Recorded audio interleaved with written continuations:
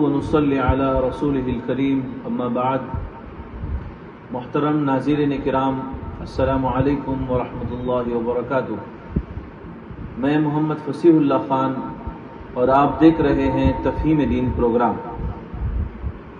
اب جانتے ہیں کہ پچھلے کچھ پروگراموں میں ہم نے مذہب سے متعلق سوالات اور ان کے معقول جوابات حاصل کیے.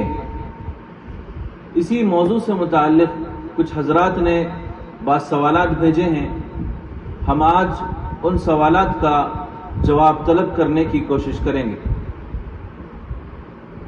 آج کا ہمارا پہلا سوال حضرت مفتی صاحب سے یہ ہے کہ اگر آسمانی مذاہب کے علاوہ دوسرے مذاہب اللہ کے جانب سے نہیں ہیں تو پھر ان مذاہب میں یہ دیکھنے میں آتا ہے کہ رسول اللہ صلی اللہ علیہ وسلم کے سلسلے میں پیشن گوئیاں ملتی ہیں، تو کیا ہم ان مذاہب کو آسمانی مذاہب کے جیسا ہی برحق سمجھیں یا ان کو ناحق مذاہب سمجھیں؟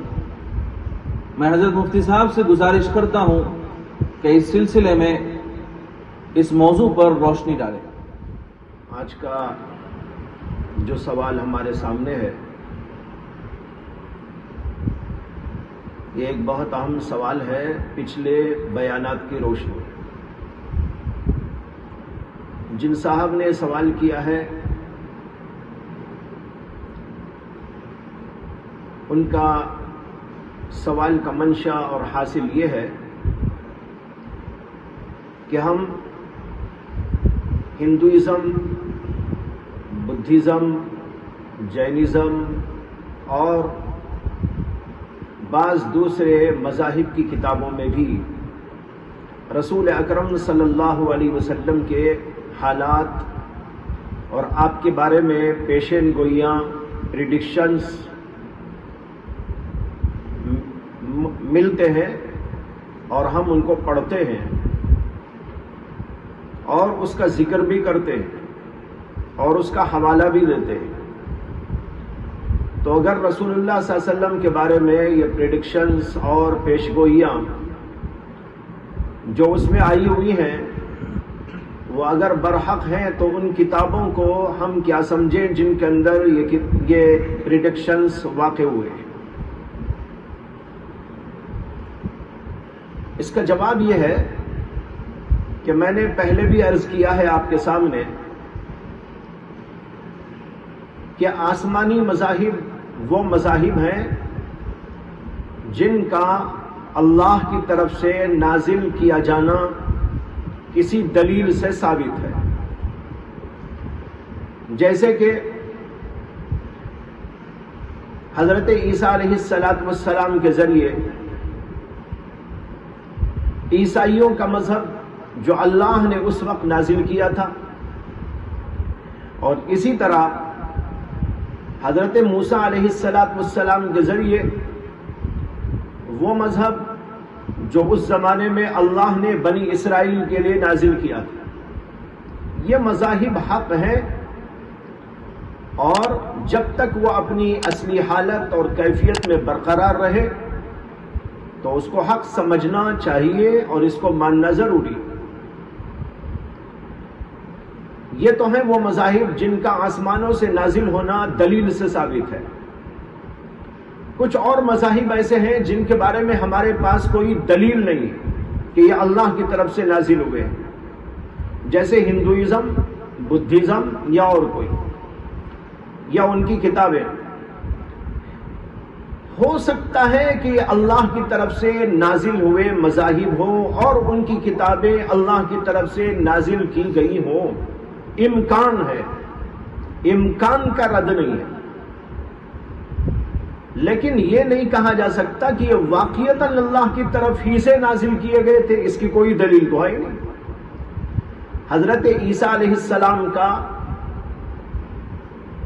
عیسائیوں کے لیے مذہب کو لانا اور حضرت موسیٰ علیہ السلام کا اور دیگر پیغمبروں کا اپنے اپنے امتیوں کی طرف مبعوث کیا جانا یا ان کے اوپر کتابوں کا نازل ہونا، یہ تو پکے دلائل سے ثابت ہے. اس لیے ایسے مذاہب کو تو ہم کہیں گے کہ یہ آسمانی مذاہب ہیں. لیکن جن مذاہب کے بارے میں کوئی دلیل موجود نہیں، وہاں امکان تو کہہ سکتے ہیں، لیکن یقین کے ساتھ آپ نہیں بول سکتے کہ یہ مذاہب آسمانی مذاہب ہیں. یہی حال ہندوازم کا ہے، بدھزم کا ہے، اور جو دیگر مذاہب ہیں وہ اسی طرح کے مذاہب ہیں جن کے بارے میں ہم امکان تو رکھ سکتے ہیں، احتمال تو ہے، لیکن یقین کے ساتھ یہ کہنا کہ یہ آسمانی مذاہب ہیں یہ زیادتی ہو جائے گی. یہی میں نے پچھلے اپنے بیانات کے اندر عرض کیا تھا کہ مذاہب دو قسم کے ہیں، ایک وہ جو آسمانی مذاہب جن کے بارے میں دلیل موجود ہے، اور دوسرے وہ مذاہب ہیں جن کا آسمانی ہونا ثابت نہیں ہے لیکن امکان ہے.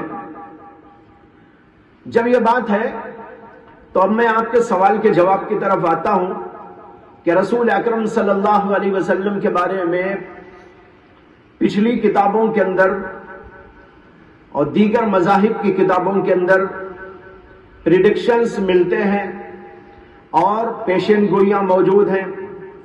بعض میں تو بڑی تفصیلی ہیں، بعض کے اندر اجمالی ہیں. بے شک یہ سب کچھ موجود ہے. اور عیسائیوں کی موجودہ کتاب، یہودیوں کی موجودہ کتاب تورات اور انجیل، اور اسی طرح دیگر انبیاء کے جو صحیفے بائبل کے اندر موجود ہیں، ان کے اندر کئی جگہ پر ایسی بشارتیں اور پیشگوئیاں ملتی ہیں جو رسول اکرم صلی اللہ علیہ وسلم ہی پر منطبق ہوتی ہیں. میں پہلے کہہ چکا ہوں کہ ان لوگوں نے اپنی کتابوں کو بدل دیا، اپنے دین کو بدل دیا اور اس کے اندر تحریفات کر دی، لیکن اس کے باوجود اللہ تبارک و تعالیٰ نے ایسی آیتیں اس کے اندر اب تک برقرار رکھی ہیں اور ان کا ہاتھ اس کے اوپر پوری طرح نہیں جا سکا اور وہ اس کو پوری طرح صاف نہیں کر سکے. یہ اللہ تبارک و تعالیٰ کی قدرت قاہرہ ہے کہ تحریفات ہونے کے باوجود اس کے اندر ایسے مضامین اور ایسی آیات اب تک موجود ہیں جو رسول اکرم صلی اللہ علیہ وسلم کے بارے میں ذکر کرتی ہیں اور آپ کے بارے میں پیشین گوئیاں کرتی ہیں اور آپ کے بارے میں تفصیلات بتاتی ہیں. یہ تو ہے یہودیوں اور عیسائیوں اور دیگر انبیاء کے صحیفوں کے بارے میں. رہا ہندوازم وغیرہ کتابوں کی بات، جیسے ویداس ہیں اور قرآنس ہیں، ان کے اندر بھی کچھ رسول اکرم صلی اللہ علیہ وسلم کے بارے میں پیشین گوئیاں ملتی ہیں. اب یہاں پر یہ کہا جائے گا کہ جو ایسی پیشین گوئیاں ہیں اگر یہ واقعی اللہ کی طرف سے نازل ہوئی، جیسے احتمال تو ہے اس بات کا، تو پھر وہ برحق ہے. اور اگر یہ کتابیں آسمانی نہیں تو اس کے اندر یہ چیزیں کہاں سے آ گئی؟ اس کا جواب یہ ہو سکتا ہے کہ جیسے ایسا ہوتا ہے کہ دیگر کتابوں کے اندر کچھ چیزیں موجود تھی اور کچھ لوگوں کے درمیان میں یہ چیز چلی ہوئی تھی اور اس کو ان کے رشیوں نے اور ان کے جو ہے مذاہب کے جو بڑے لوگ تھے وہ بھی اس کا ذکر کرتے تھے، اور اس طریقے پر وہ چلتے چلتے یہاں تک بھی بات پہنچ گئی اور ان کی کتابوں کے اندر بھی اس کو داخل کر لیا گیا، حق سمجھ کر داخل کر لیا گیا. اس لیے کہ رسول اکرم صلی اللہ علیہ وسلم کے بارے میں جو پیشین گوئیاں تھیں وہ تمام پیغمبروں نے کی تھی. ہر پیغمبر جو بھی آتا تھا وہ پیغمبر اللہ کے نبی محمد صلی اللہ علیہ وسلم کے بارے میں اور آخری پیغمبر کے بارے میں اور آپ کے حسب اور نسب اور آپ کے خاندان اور آپ کے وطن اور آپ کی صفات اور آپ کے خصائل اور آپ کے شمائل اور آپ کی مختلف قسم کے جو ہے کام دھام، ان سب چیزوں کے بارے میں بڑی تفصیلات کے ساتھ میں بتاتے تھے. تو ہو سکتا ہے کہ چیزیں جو پھیلی ہوئی تھی اور اس طرح پھیلی ہوئی تھی کہ ان کی سچائی میں لوگ شک نہیں کرتے تھے، اس لیے ان چیزوں کو ان کے رشیوں منیوں نے جا کر ان کتابوں کے اندر بھی داخل کر دیا. تو اس طریقے پر یہ چیز یہاں پر آ گئی. یہ اس طرح ہم کہہ سکتے ہیں. تو دو صورتیں ہیں، یا تو یہ اللہ کی کتابیں تھیں جیسے کہ احتمال ہے، میں نے اس کا رد نہیں کیا تھا، لیکن جب تک کسی چیز کے بارے میں یہ ثابت نہ ہو جائے کہ یہ اللہ کی طرف سے ہے، ہم اللہ کی طرف اسے منسوب نہیں کر سکتے، احتمال بیان کر سکتے، ممکن ہے، ہو سکتا ہے، لہذا ہو سکتا ہے، اور اگر نہیں ہے تو پھر اس طریقے پر جو پھیلی ہوئی بات تھی اور لوگوں کے درمیان میں انتہائی مشہور تھی، چنانچہ اللہ کے نبی علیہ السلام کے بارے میں یہ سب باتیں اس قدر آشکارا تھی اور لوگوں کے سامنے چلتی تھی اور بیانات اس کے بارے میں ہوتے تھے کہ اس کے اندر لوگوں کو شک نہیں ہوتا تھا۔ اس طریقے پر اس چیز کو یہاں تک پہنچا دیا گیا۔ یہ بات ممکنات میں سے ہے۔ یہ آپ کے سوال کا جواب ہے۔ انہی صاحب نے ایک اور سوال کیا ہے، اور وہ سوال یہ ہے کہ اسلام اگر مذہب حق ہے تو اس کے ماننے والوں اور اس کے پیروکاروں میں اس حد تک اخلاقی، سماجی، اقتصادی گراوٹ کیوں ہے؟ ہم چاہتے ہیں کہ اس پر بھی حضرت مفتی صاحب روشنی ڈالیں۔ اس سوال کے اندر یہ پوچھا گیا ہے کہ اسلام ایک برحق مذہب ہے، اللہ کی طرف سے نازل کیا گیا ہے، لیکن اس کے جو ماننے والے ہیں آج، ان کے اندر بڑی اخلاقی گراوٹ ہے اور آپسی لڑائیاں ہیں، جھگڑے ہیں، فسادات ہیں اور مختلف قسم کی برائیاں موجود ہیں۔ اسلام نے جب اتنی بہترین تعلیمات دی، اس قدر بہترین انداز سے ایک تربیت کا ہم کو نظام دیا، تو پھر یہ اخلاقی گراوٹ اور مختلف قسم کی خامیاں، مختلف قسم کی برائیاں امت مسلمہ کے اس معاشرے کے اندر کیوں ہیں اور کیوں پل رہی ہیں؟ بھائی صاحب نے سوال تو کیا ہے، لیکن انہوں نے شاید غور نہیں کیا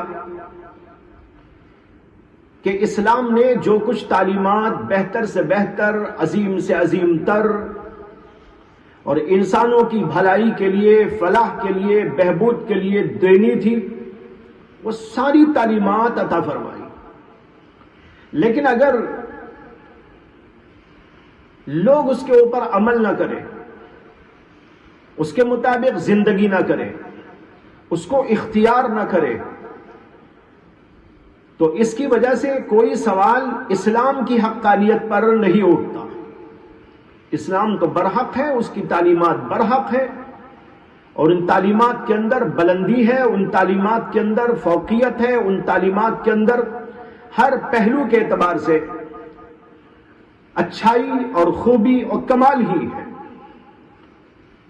لیکن ماننے والے لوگ اس کو مانتے تو ہوں، لیکن اس کے مطابق زندگی نہ کرتے ہو، تو یہاں پر سوال اسلام کی حقانیت کا نہیں پیدا ہوتا، یہاں پر سوال یہ پیدا ہوتا ہے کہ ان لوگوں کے اندر یہ غلط پن، غلط انداز کیوں پیدا ہو گیا۔ یہاں پر سمجھنے کی بات یہ ہے کہ ایک مسلمان وہ ہوتا ہے جو اصلی مسلمان ہے، اور بہت سے لوگ وہ ہیں جو آج دنیا میں اسلام کے نام لیوا ہیں، لیکن وہ صرف نسلی مسلمان ہیں۔ ایک اصلی مسلمان اور ایک نسلی مسلمان، جیسے یہود نے اور عیسائیوں نے نسلی مذاہب پیدا کر لیے۔ انہوں نے کہا ہم یہود ہیں، انہوں نے کہا کہ ہم عیسائی ہیں۔ ان لوگوں نے عیسائیت کو، یہودیت کو ایک نسلی مذہب سمجھ کر اس کے ساتھ اسی طرح کا معاملہ کیا، اور ان لوگوں نے کہا، قرآن اس کا ذکر کرتا ہے، وَقَالُوا لَن يَدْخُلَ الْجَنَّةَ إِلَّا مَنْ كَانَ هُودًا أَوْ نَصَارَىٰ۔ یہودی کہتے تھے کہ جنت میں صرف یہودی داخل ہوگا، نصارہ کہتے تھے کہ جنت کے اندر صرف نصارہ داخل ہوں گے۔ اللہ تعالیٰ نے ان کے جواب کے اندر فرمایا، تِلْكَ أَمَانِيُّهُمْ قُلْ هَاتُوا بُرْهَانَكُمْ إِن كُنتُمْ صَادِقِينَ۔ یہ تو ان کی دل بہلائی کی باتیں ہیں، یہ تو ان کی تمنائیں ہیں، یہ تو ان کے صرف آرزویں ہیں، جھوٹی آرزو۔ اللہ نے کہا قُلْ هَاتُوا بُرْهَانَكُمْ إِن كُنتُمْ صَادِقِينَ، اگر تم سچے ہو تو اس کے اوپر دلیل لاؤ کہ جو یہودی ہوگا چاہے وہ عمل کرے نہ عمل کرے، ایمان لائے نہ ایمان لائے، توریت پر عمل کرے یا نہ کرے، پیغمبروں کی باتوں پر چلے کہ نہ چلے، ہر صورت کے اندر وہ جنت میں داخل ہو جائے گا۔ اور عیسائیوں سے پوچھو کہ تم کہتے ہو کہ عیسائی ہی جنت میں داخل ہوں گے، تو ان سے کہو کہ اس کے اوپر دلیل پیش کرو کہ ہم چاہے اس دین پر چلیں جو پیغمبروں نے پیش کیا، یا اس دین کو الٹ دے اور اس کے اندر تحریف مچا دیں، اس کے اندر گڑبڑی کر ڈالیں اور اپنی منمانی کرنے لگیں، تو کیا تب بھی تم جنت میں داخل ہوں گے؟ اللہ نے ان سے مطالبہ کیا قُلْ هَاتُوا بُرْهَانَكُمْ إِن كُنتُمْ صَادِقِينَ۔ اور اس کے بعد میں اللہ تعالیٰ نے ایک عجیب اصول بیان کر دیا، ساری دنیا انسانیت کے لیے اصول۔ اللہ نے کہا بلا من اسلم وجهه للہ وهو محسن، کہتے ہیں لیکن سن لو، جو آدمی بھی اپنے آپ کو اللہ کے سپرد کرے گا، اسلم وجهه للہ، جس آدمی نے بھی اپنے آپ کو اللہ کے حوالے کر دیا، اس کے سپرد کر دیا، یعنی اس پر ایمان لایا، اس کی باتوں کے مطابق زندگی کیا، وَهُوَ مُحْسِنٌ، اس حالت کے اندر کہ وہ اچھائی کرنے والا ہو، یعنی ایک ماننا بھی ہے اور ایک احسان کرنا یعنی نیکی کرنا ہے۔ صرف ماننے کا ذکر اللہ نے نہیں کیا، من اسلم، جو مان لے، وَهُوَ مُحْسِن، اس حالت کے اندر کہ وہ احسان کرتا ہو، اچھائی کرتا ہو، نیکی کرتا ہو، نیکی کے راستے پر چلتا ہو، تو اس کا اجر اللہ کے پاس موجود ہے۔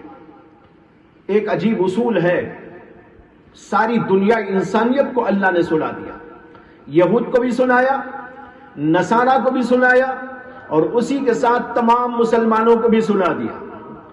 کیا اصول؟ اصول یہ ہے کہ جو بھی ایمان لائے گا، اسلام لائے گا، اور اس کی باتوں پر جو نیکیوں کی تعلیم ہے اس کو عمل میں لاتا رہے گا، وہ ہے اصل میں اللہ کے نزدیک سچا مسلمان، اس کے لیے اجر موجود ہے۔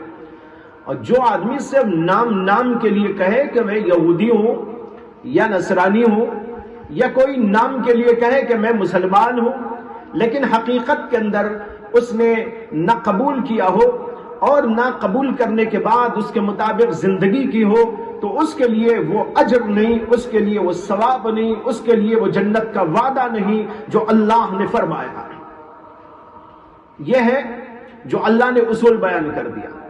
اسی آیت کی تفسیر میں حضرت مفسر مولانا مفتی محمد شفیع صاحب نور اللہ مرقدہ نے لکھا ہے کہ یہ آیت یہود و نصارہ کی گمراہیوں کے جواب کے اندر نازل کی گئی، ان کے غلط نظریات کے بارے میں نازل کی گئی۔ یہودی کہتے تھے کہ ہم جنت میں جائیں گے، کوئی نہیں جائے گا۔ عیسائی کہتے تھے کہ ہم جنت میں جائیں گے اور کوئی نہیں جائے گا۔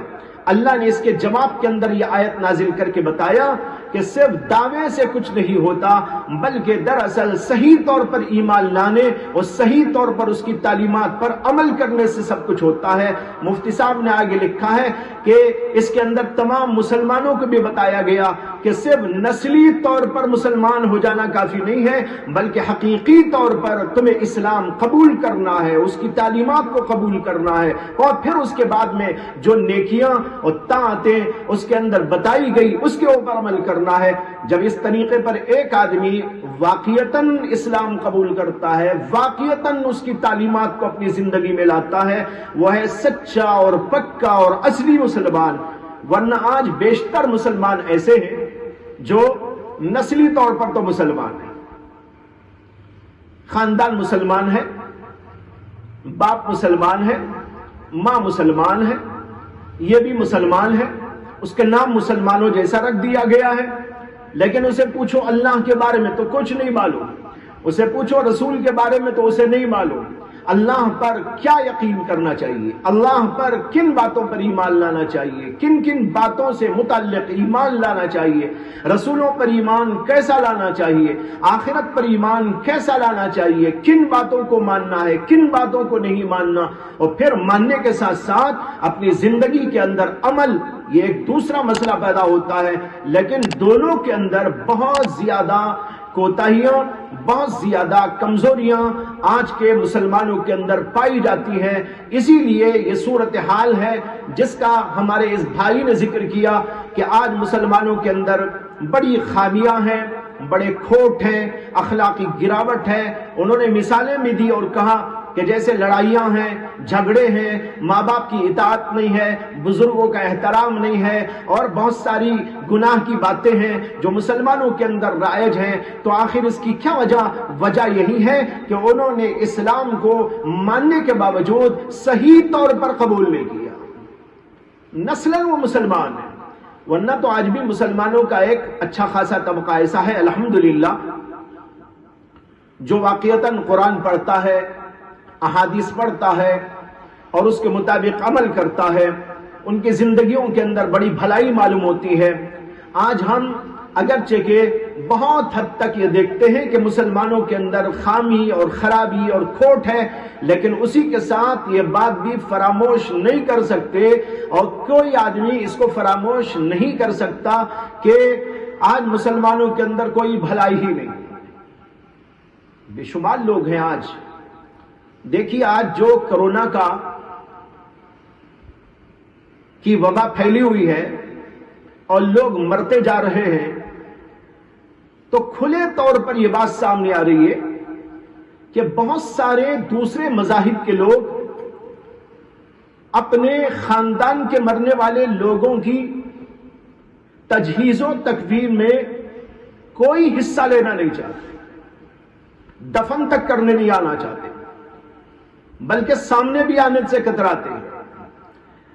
لیکن اسی کے ساتھ ہم یہ بھی دیکھ رہے ہیں کہ مسلمان لوگ آگے بڑھ کر خدمت انجام دے رہے ہیں، اخلاق کا ایک نمونہ پیش کر رہے ہیں، دنیا والوں کو بتا رہے ہیں کہ دیکھو اسلام یہ ہے، اسلام کی یہ تعلیم ہے، ہندو ہو، عیسائی ہو، کوئی اور مذہب کا ہو، لیکن اسے ضرورت ہماری پڑے تو ہم ہر طرح کی قربانی دینے کے لیے تیار، حتیٰ کہ کرونا کی اس وبا کے درمیان بھی یہ لوگ ایسے کرونا کے مریض اور ایسے کرونا سے مرنے والے لوگوں کی تجہیز میں، تکفین میں، ان کی خدمت میں، ان کی ضرورتوں کو پورا کرنے کے اندر لگے ہوئے ہیں اور آگے بڑھتے جا رہے ہیں۔ یہ تو آج کھلے طور پر دیکھا جا رہا ہے۔ تو کیا اس بات کی دلیل نہیں ہے کہ اسلام کی حقانیت نے ان لوگوں کے دلوں پر اثر کیا ہے، اسلام کی حقانیت نے ان لوگوں کو ابھارا ہے، اسلام کی حقانیت اور سچائی نے ان کو آگے کیا ہے؟ جبکہ دوسرے مذاہب والے، کل ہی مجھے ایک صاحب بتا رہے تھے جو خود سماجی کارکن ہیں اور وہ بھی کرونا کے مریضوں کی خدمت میں لگے ہوئے ہیں، اور اسی طریقے پر اور بھی اس طرح کی چیزوں کے اندر بڑا ان کا حصہ ہے، میرے دوست ہیں، وہ کل بتا رہے تھے کہ کئی عیسائی لوگ اور کئی غیر مسلم لوگ، بڑے بڑے خاندان کے بڑے بڑے مالدار، وہ آ کے یہ کہہ رہے ہیں کہ تم 1,00,000 روپے لے لو، ہمارے مریض کو تم ہی اٹھا دینا، ہم آنے کے لیے تیار نہیں۔ ایک باپ کے بارے میں بیٹے نے کہا کہ ہم پیسے دے دیں گے لیکن ہم آنے کے لیے تیار نہیں، کوئی کرو۔ کتنی شرم کی بات ہے ان مذاہب والوں کے لیے، اور کتنے فخر کی بات ہے اسلام والوں کے لیے۔ تو دیکھیے ایک پہلو وہ ہے جو آپ نے دیکھا، یہ بھی صحیح ہے، اور اس کی وجہ وہی ہے جو میں نے عرض کیا کہ ایسے بیش تعلق تو نسلی قسم کے مسلمان ہیں جن کے اندر کچھ گراوٹ ہے، لیکن بہت سارے ایسے بھی ہیں جو اسلام کو پڑھ کر، اسلام کی تعلیمات سے متاثر ہو کر اخلاقی اعتبار سے بڑی بلندی پر ہیں، لوگوں کی خدمت کر رہے ہیں، اور بار بار ایسے واقعات سامنے آتے رہتے ہیں۔ اس لیے ایک پہلو کو نہ دیکھیے، دوسرے پہلو کو بھی دیکھیے، اور دوسرے پہلو کو دیکھتے ہوئے اس کو اجاگر بھی کرنے کی کوشش کیجیے، تو انشاءاللہ آپ کو یہ بات سمجھ میں آ جائے گی کہ جن لوگوں نے بھی اپنے آپ کو गिरावट में डाला है ये वो लोग हैं जो इस्लाम की तालीम को हासिल नहीं करते, लेकिन जो लोग इसको हासिल करते हैं और इसको पढ़ते हैं और इससे मुतासिर होते हैं और उनके अंदर इन चीजों को उजागर करने का सलीका आ जाता है, तो फिर उनके अखलाक में जो है बुलंदी पैदा हो जाती है और हर मौके पर ऐसे लोग आगे बढ़कर आते रहते हैं। ये बात खुले तौर पर आज देखी जा रही है, इसलिए एक पहलू पर नहीं। अच्छा, एक बात और अर्ज कर दूं आपको। आमतौर पर लोग ये कहते हैं कि भाई मुसलमानों में बड़ी खराबियां, मैं भी मानता हूं बहुत सारी खराबियां हैं, लेकिन क्या इस सवाल का यह मंशा तो नहीं कि दीगर मजहब के लोगों में बुराई नहीं है? अगर यह समझकर सवाल हो रहा है तो गलत है सवाल। दूसरे और लोगों के अंदर भी बड़ी गिरावट है। अभी जो मैंने कोरोना के बारे में मिसाल दी, ये अखलाकी गिरावट की इंतहा है जो दूसरे मजाहिब के लोगों में देखने में आ रही है। असल बात यह है, हमें उन लोगों का इल्म ज्यादा होता है जो अपने लोग होते हैं। मुसलमान है तो मुसलमान का ताल्लुक मुसलमान घराने से होता है, मुसलमान खानदान से होता है, मुसलमान दोस्तों से होता है, मुसलमान ताल्लुकदारों से होता है, मुसलमान के मुआशरे से होता है, मुसलमान के महल्ले से होता है। वहां जो बुराइयां नजर आ जाती हैं तो हम ये समझते हैं कि हमारे ही में बुराई है, लेकिन जब दूसरों के मुआशरे में रहने लगेंगे या दूसरे लोगों से मामले होंगे तो वहां भी ऐसी बातें पेश आएंगी। ऐसा नहीं है कि दूसरों के मुआशरे इससे बिल्कुल खाली है, बल्कि मैं आपको एक बात अपनी बताता हूं। मेरे जहन में भी कभी ऐसी बात आती थी कि मुसलमानों में बड़ी गिरावट है, मुसलमानों में ये और ये कमी है और ऐसा है और ऐसा है, और ये सभी समझते हैं। मैं ही क्या, आमतौर पर सभी समझते हैं और एक दर्जे में वो बात सही भी है, लेकिन यह सही नहीं है कि दूसरों के दरमियान ऐसी बात नहीं है, यह समझना गलत है। तो जब ऐसी बात मेरे जहन में थी तो एक साहब थे जिस समय कुछ इंग्लिश पढ़ा करता था, तो एक बार वो मेरे पास आए और उनको कुछ जरूरत थी। तो उन्होंने कहा कि मुझे कुछ रकम की जरूरत है, मैं इतने दिनों में दूंगा। गालिबन 15 दिन का वादा लिया होगा। मैंने कुछ रकम जो उन्होंने मांगी थी दे दी। वो ईसाई थे, पढ़ाते भी थे, इंग्लिश जुबान पढ़ाना उनका पेशा था। मैंने भी उनसे पढ़ा और वो एक पादरी के बेटे भी थे। बहरहाल उन्होंने कहा तो मैंने दे दिया। 15 दिन का वादा लेकर जो गए तो उसका 15 दिन के बाद कोई अता पता न था। यहां तक के बात चलती रही। बीच में कुछ याद दहानी के बावजूद मामला आगे न बढ़ा और तकरीबन 1 या 1.5 साल के बाद उन्होंने रकम लौटाई। फिर इसके बाद एक और मौके पर भी उनको जरूरत पड़ गई तो उन्होंने सिर्फ 1 दिन का वादा, सिर्फ 1 दिन का देकर यह कहा कि इतनी रकम की मुझे जरूरत है। तो मैंने उनको दे दी। लेकिन मैं आपको बता रहा हूं कि उसके बाद वो साहब आज तक मुझे नजर नहीं आए। यह वाकया मैं समझता हूं कुछ याददाश्त मेरी ऐसी बता रही है कि आज से 15-20 साल पहले का वाकया। आज तक फिर उसके बाद उनका कोई अता न कोई पता, आज तक वो रकम वापस न हुई। कोई मुसलमान के साथ ऐसा मामला होता है तो हम कहते हैं भाई मुसलमान ऐसे, लेकिन देखो दूसरों के साथ भी होते हैं। जब वाकयात पेश आते हैं, मामलात पेश आते हैं तो वहां भी ऐसा होता है। इसलिए ये बात तो अपनी जगह सही है कि आज मुस्लिम माशरे के अंदर खामियां हैं, बड़ा खोट है, बहुत कुछ अखलाकी गिरावट है, बहुत कुछ इस तरह की चीजें हैं जो नहीं होनी चाहिए। लेकिन यह नहीं समझना चाहिए कि दूसरों में ऐसा नहीं है, वहां भी है। कत्ल है, गारतगिरी है, जुल्म है, जबरदस्ती है, अखलाकी गिरावट है, जिसकी 1-2 मिसालें आपके सामने आ गई हैं। तो बताना यह है कि मुस्लिम माशरे में जो ऐसी बात पैदा हो गई है, यह दरअसल उन लोगों के अंदर है जो कि दीन इस्लाम से या तो दिली एतबार से दूर है یا عملی اعتبار سے کوتاہ واقع ہوئے ہیں؟ اگر یہ لوگ دین اسلام کی سچائیوں کو مان کر دین اسلام کی ان تعلیمات کے اوپر عمل پیرا ہو جائے تو پھر مسلمان سے بڑھ کر دنیا کے اندر کوئی بھی نہیں ہو سکتا۔ محترم ناظرین، آج کا ہمارا تیسرا سوال یہ ہے، اور یہ بھی ایک صاحب نے سوال بھیجا ہے۔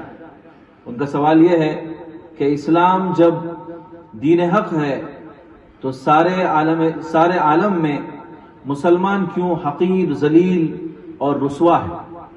ہم مفتی صاحب سے گزارش کرتے ہیں کہ اس سوال پر بھی کچھ روشنی ڈالیں۔ جو سوال آج کی اس مجلس میں تیسرا سوال پیش کیا گیا ہے وہ یہ ہے کہ دین اسلام جب حق ہے تو آج دین اسلام کے ماننے والے سارے عالم میں رسوا ہیں، پسپا ہیں، کمزور ہیں، حقیر ہیں اور ذلیل ہیں، گویا کہ ان کی حیثیت ایک غلاموں جیسی ہو گئی ہے۔ ہر جگہ پر ان کے ساتھ ناروا سلوک ہے، یہ ہر جگہ پر دیکھا جا رہا ہے۔ اس پس منظر میں یہ سوال کیا گیا ہے کہ دین حق تو غالب ہونے کے لیے آیا ہے، دین حق تو تمام دینوں پر غالب اور دنیا کی تمام چیزوں پر غالب ہوتا ہے، اور یہ سب مسلمانوں کے پاس آج موجود ہے، تو اس کے باوجود مسلمان ذلیل ہیں۔ واقعی یہ سوال آج کے نوجوان طبقے میں خاص طور پر اور بالاخص جدید تعلیم یافتہ لوگوں کے درمیان بہت گشت کرتا ہے، اور اس کی وجہ سے ان کے دلوں کے اندر دین اسلام کی حقانیت اور اس کی صداقت کے سلسلے میں شکوک و شبہات بھی پیدا ہو جاتے ہیں، اور یہ سمجھنے لگتے ہیں کہ شاید اسلام حق نہیں۔ اگر یہ حق ہوتا تو یہ امریکہ پر غالب کیوں نہ آ جاتا، یہ روس پر غالب کیوں نہ آ جاتا، یا اور برطانیہ پر غالب کیوں نہ آ جاتا، یہ یورپ پر غالب کیوں نہ آ جاتا۔ لیکن اس کے برخلاف آج مسلمانوں کو رسوا اور پسپا دیکھا جا رہا ہے۔ یہ ہے سوال۔ اس سوال کا جواب یہ ہے کہ دین اسلام اپنی جگہ پر بالکل برحق،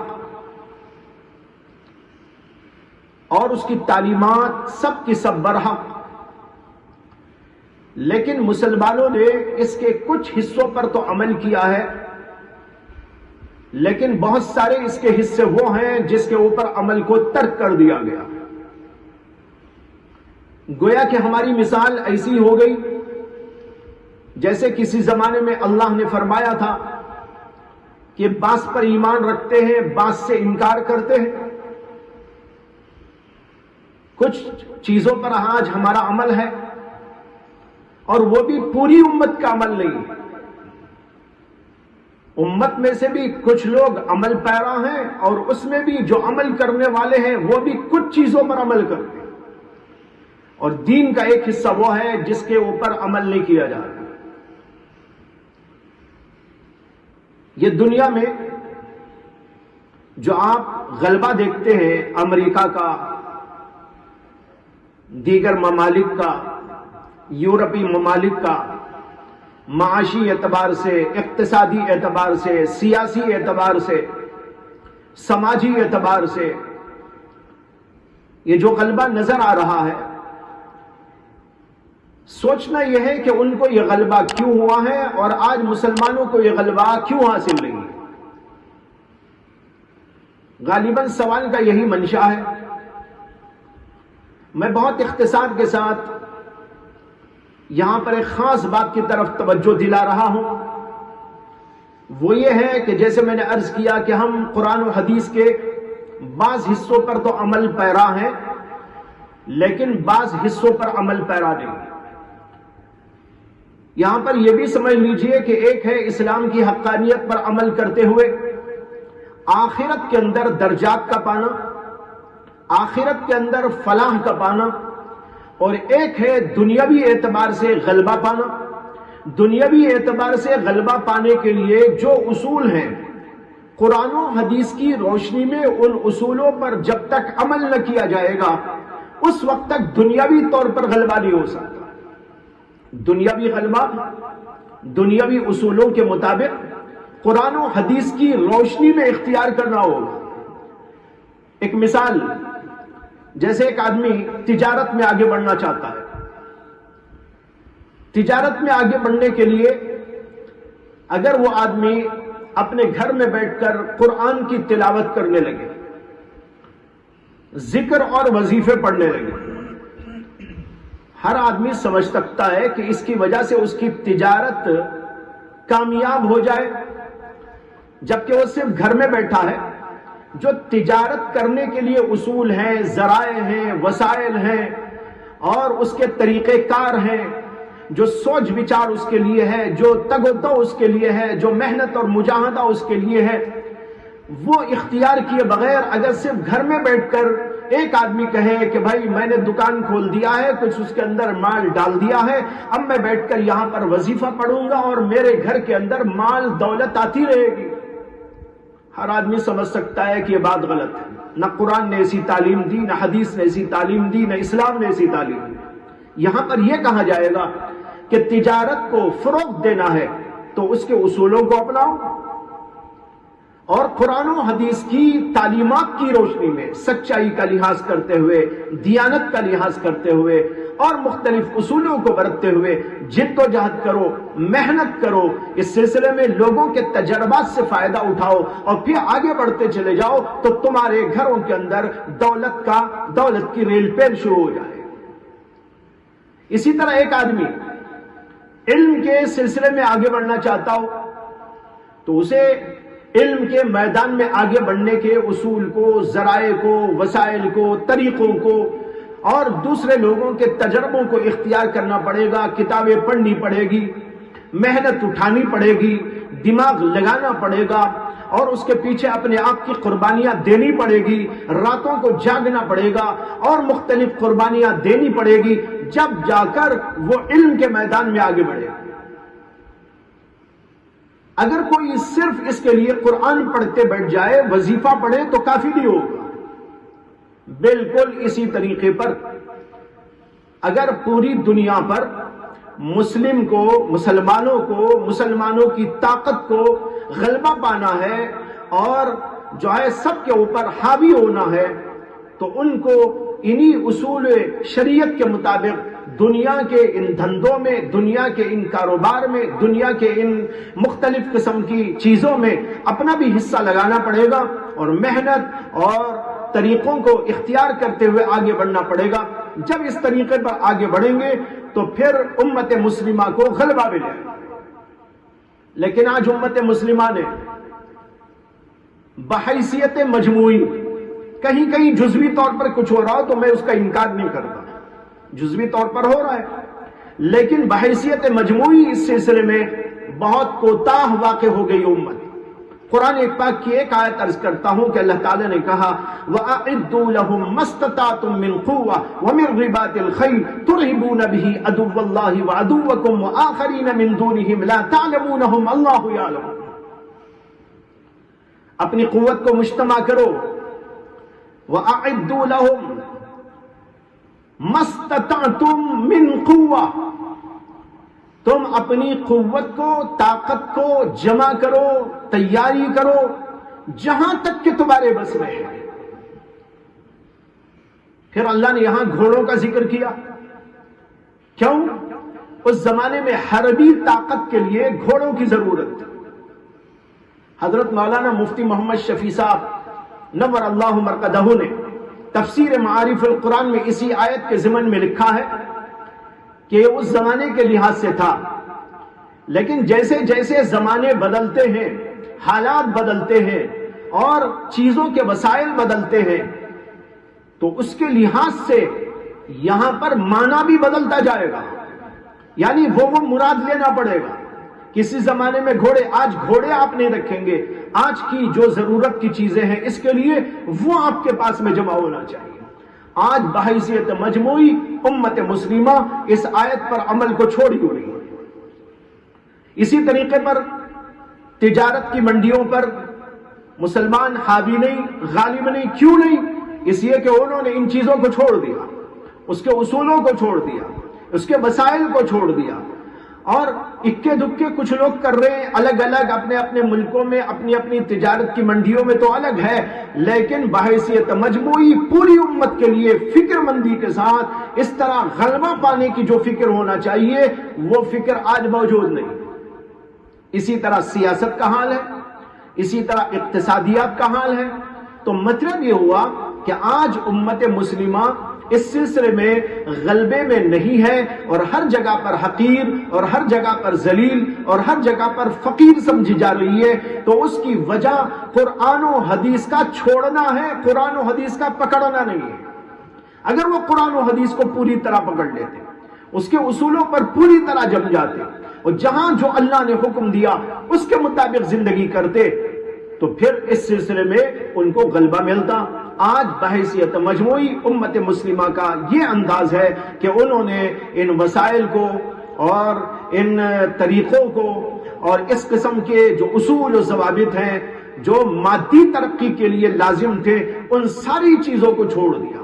چنانچہ حضرت مولانا مفتی شفیع صاحب نے تفسیر معارف القرآن میں اس بات کا ذکر کیا ہے اور بتایا ہے کہ یہ ہے اصل وجہ مسلمانوں کی آج ذلت اور پستی کی کہ انہوں نے قرآن و حدیث کو چھوڑا۔ بہت سے لوگ یہ سمجھتے ہیں کہ قرآن و حدیث پر عمل کرنے کی وجہ سے مسلمان پیچھے ہو گئے۔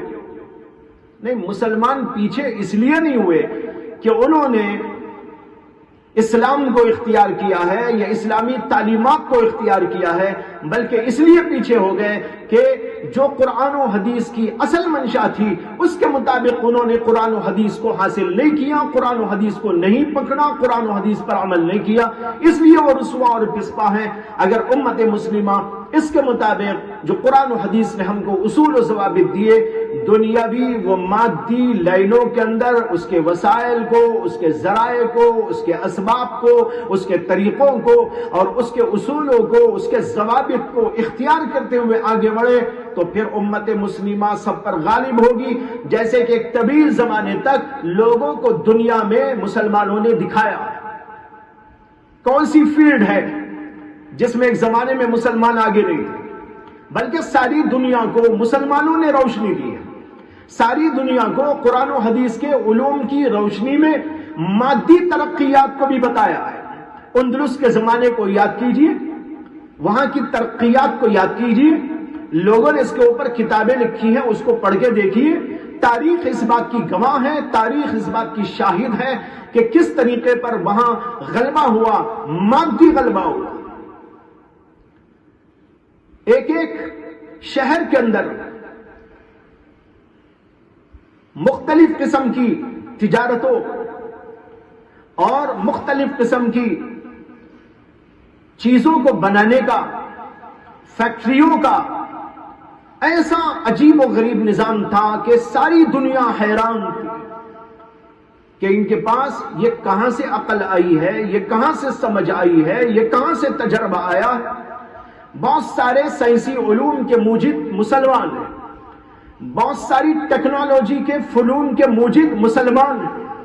ان لوگوں نے بہت کچھ کیا اور پھر اس کے بعد مسلمانوں کو پیچھا کرنے کے لیے سازش کی گئی اور ان کو پیچھا کرنے کی کوششیں کی گئی، اور سازش کے نتیجے میں مسلمانوں کو پیچھا کیا گیا، اور پھر ان کی کتابوں پر، ان کے علوم پر، ان کی تحقیقات پر، ان کے انکشافات پر، ان سب چیزوں پر انہوں نے غلبہ پایا، یعنی بالفاظ دیگر چوری کر لی، اور چوری کر کر ان چیزوں پر پھر انہوں نے اپنا بیس بنایا اور آگے بڑھ کر دنیا کے اندر اس روشنی کو پھیلایا۔ یہ روشنی جو آپ دیکھ رہے ہیں، یہ ترقی جو آپ دیکھ رہے ہیں، مادی اعتبار سے غلبہ آپ دیکھ رہے ہیں، سیاسی اعتبار سے جو غلبہ آپ دیکھ رہے ہیں، معاشی اعتبار سے غلبہ آپ دیکھ رہے ہیں، یہ سمجھنا چاہیے کہ یہ خود مسلمانوں کے دیے ہوئے علوم کا، فنون کا اور ان کے انکشافات کا، ان کی تحقیقات کا نتیجہ ہے۔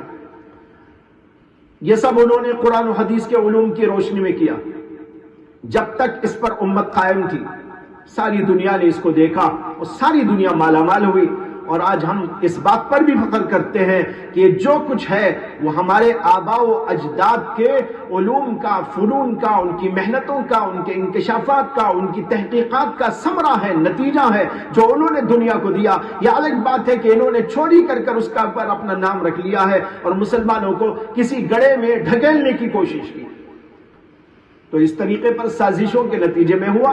لیکن آج بھی امت مسلمہ اپنے آپ کو کچھ تیار کرے، اس کے لیے ایک منصوبہ بند کوشش ہونی چاہیے، ایک منظم کارروائی ہونی چاہیے.